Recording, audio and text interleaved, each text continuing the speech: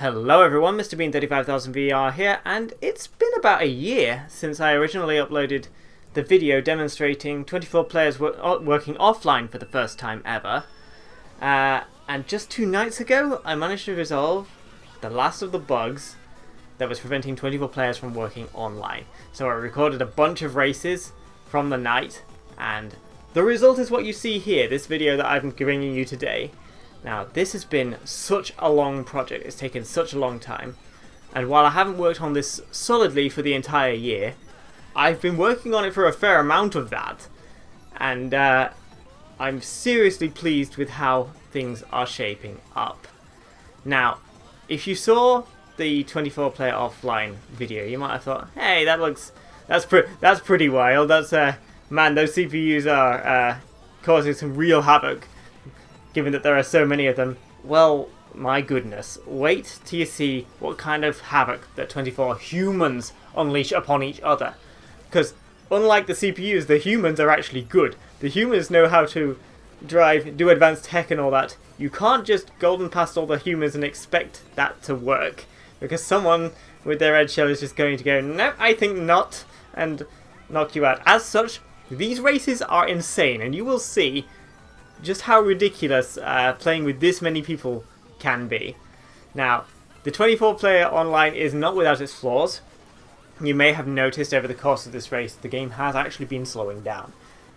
Yes, surprise surprise, turns out that 24 players online is a little much for the Wii to handle. But I am going to be fixing it. I have some ideas of how I'm going to improve the slowdown situation by making the physics processing that takes place on network components more simplistic, because everybody's lagging off the track anyway. I don't think anyone's really going to notice if their physics aren't quite as accurate as they're supposed to be. And wow, well, I managed to talk my way through that race. It's an insane race. That race was filled with ups and downs. Yeah, I also got happy music for 11th place. That's amusing. But yes, check out this store screen right here. You can see the point distribution for 24 players online, including the fixed scores that I don't think I've shown off in a video yet. So yes, in the original 24 player mode video, I had some really wonky score calculation. It wasn't very good. But here I fixed it. So in 24 player rooms, first place will get 30 points. And second and third, and fourth, I think fourth and fifth as well, also get a slight bonus for placing so high against so many people, which is basically in keeping with how the base game works, and makes the score distribution look rather nice, really. So this next race I have for you here is DS Delfino Square. Now, as I was saying, 24 players was laggy, very laggy, and SNES Rainbow Road is quite a simple track, actually. Relatively speaking, in terms of polygons it is. It's not a complicated model for the game to draw on, it was still lagging. So tracks more complicated like that, like this one, do not work very well at 24 players. So this race is actually a 22 player race. But make no mistake, while it may be less than 24 players, it's no less insane. I really hoped I was going to be able to get away with not being red-shelled at that corner, and just please ignore the fact that I ignored that fake item box and just drove into it. But yes, really thought I'd be able to break that red shell on the corner after slipstreaming that guy, but no such luck. You can see that in these narrow passageways at 22 players, the game is still struggling to keep up, but it's doing alright. I'm pretty impressed actually at how well this track runs on the current system. As I say, I am planning to improve it, but yes, so I've been knocked all the way down to 21st, which feels insane to say, honestly. I'm 21st in an online race. That is really, really cool. I'm just going to blame the lag for, like, driving into the walls there. It totally wasn't because of my bad alignment. Nope. But yes, item distribution has been changed since the previous 24-player video. It's now slightly interpolated. So in the previous video, or the previous major announcements video on 24 player, I spoke about how I had cloned item probabilities across the placements such that 24th and 23rd would get 12th place items, 21st and 22nd would get 11th place items, etc. This is now no longer true.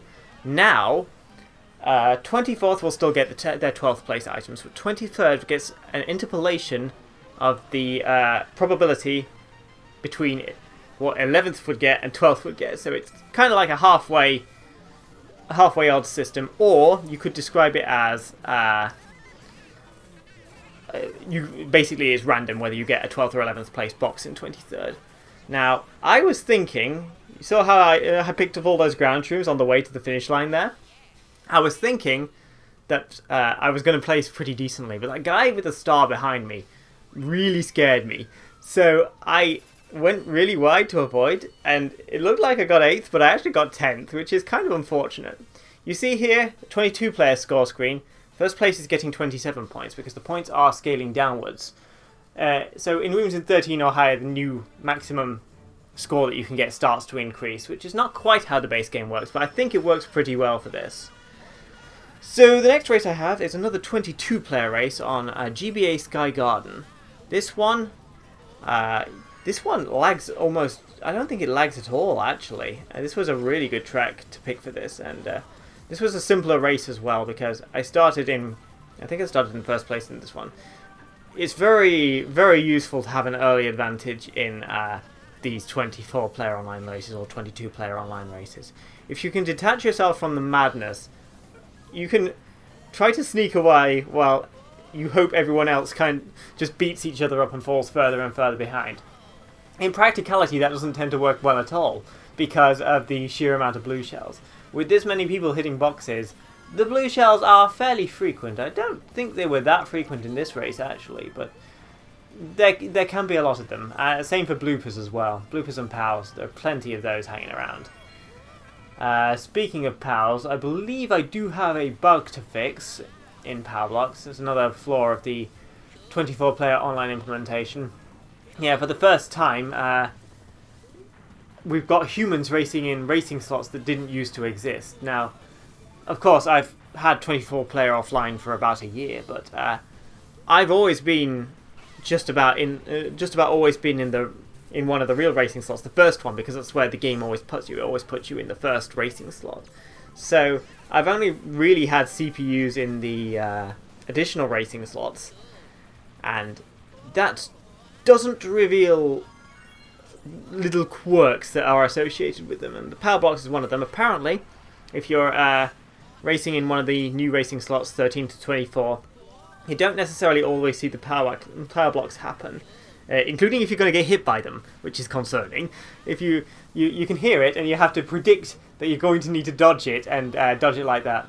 I guess at least you can dodge it, but yes, not ideal. We also had in the original build, if anyone's seen the first ever online race with more than 12 players video, in that particular build, slipstreaming or drafting wasn't working for high-numbered racing slots, and that one turned out to be a pretty interesting little bug, actually. Nintendo had gone out of their way to try to make sure that they didn't